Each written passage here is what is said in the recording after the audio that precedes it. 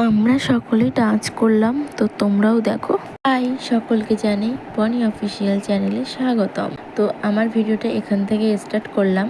আজ আমাদের বাড়ির অধিবাস, তার জন্য জল ছাপতে যাওয়া হবে গঙ্গার ঘাটে। তো মন্দিরটা পরিক্রমণ করে চলে গেছিলাম জল ছাপতে গঙ্গার ঘাটের উদ্দেশ্যে। তো সবাই মিলে একে একে গঙ্গার ঘাটে যাচ্ছি। তো আমাদের বাড়িতে দেখো প্যান্ডেল করেছে কত সুন্দর মন্দিরটাও সাজিয়েছে। একটু কমেন্ট করে যেও। আর সবাই কিন্তু রাধে রাধে বলতে ভুলো না। তো দেখো সবাই একে একে নাচ করতে করতে লাইন দিয়ে যাচ্ছিল গঙ্গার ঘাটে জল নিয়ে আসার জন্য। তো গঙ্গার ঘাটে দেখা দিয়েছিল কুমির, তো সেটা আমি ভিডিও করতে পারিনি, তো ভিডিওটা আনতে পারিনি। আমি এমনভাবে ভিডিওটা করেছি যে কারোর মুখই আসেনি, প্রফেশনাল কন্টেন্ট ক্রিয়েটার হয়ে উঠতে পারিনি, ওই জন্য হয়তো হতে পারে। তো কিছু না মনে করে তো ভিডিওটা দেখো, খুব আনন্দ করো। তো আমিও একটু ডান্স করছিলাম ওদের সাথে।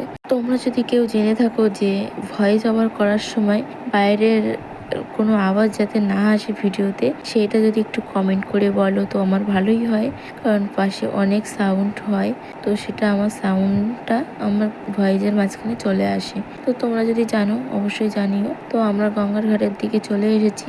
দেখ প্রচুর অনেক বড় হয়ে যেত, তার জন্য আমি স্পিড করে দিয়েছি যাতে পুরোটা তোমাদেরকে দেখাতে পারি। দেখাতে তো হয়তো পাচ্ছি না, কারণ স্পিডটা অনেকটাই বেশি, কিছুই দেখতে পাচ্ছ না। জাস্ট আমার ভিডিও ছাড়ছি আর করছি।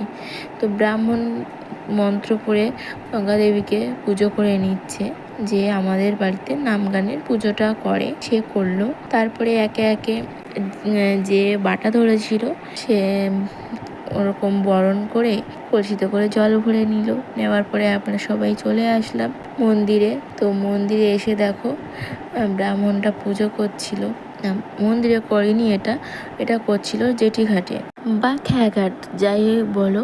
তো সবাই একে একে চলে যাচ্ছিলাম।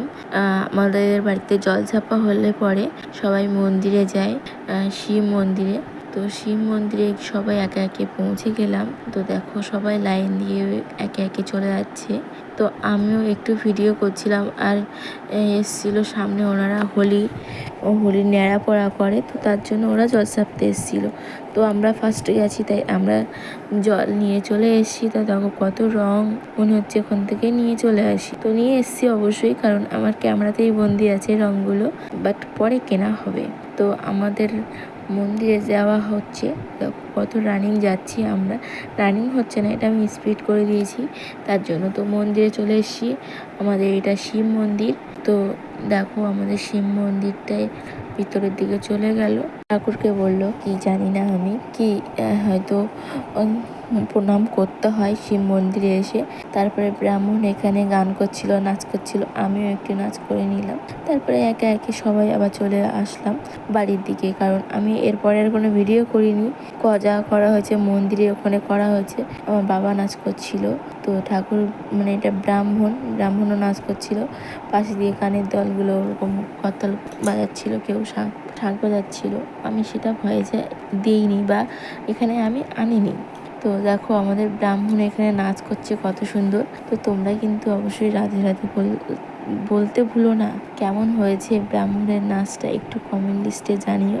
কালকে পাঠ আসবে অবশ্যই নাম গানের, কালকে আমাদের বাড়ি পুরো দিনটাই গান চলবে। তো দেখো এখানে মন্দিরটায় সবাই একে একে প্রণাম করছিল। তারপরে আমরাও চলে এসেছিলাম।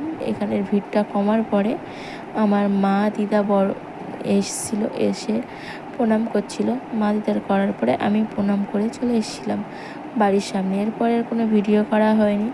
তো এখানে সবাই মিলে একটু নাচ করছিলাম। তো নাচ করতে করতে প্রচুর ঘাম হচ্ছিল, তার জন্য আর নাচ করিনি।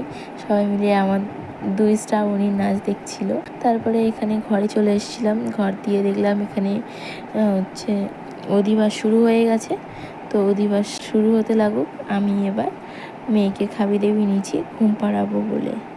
জানি আমি ভয়েসটা এলোমেলো হয়ে গেছে, একটু কম্প্রোমাইজ করে আমার ভিডিওটা দেখেও ভালো লাগলে লাইক কমেন্ট শেয়ার করো। আমার ভিডিওটা এই পর্যন্ত। তো দেখো এখানে অধিবাস হচ্ছে, অধিবাস হতে লাগুক। আমার বিছনা করা কমপ্লিট করে অধিবাস দেখতে আসলাম। তো আমি এখন এডিট করছি, রাত 1টা বাজে। তো এখন সকলকে জানাই হ্যাপি হোলি, অগ্রিম শুভেচ্ছা ও ভালোবাসা। টাটা।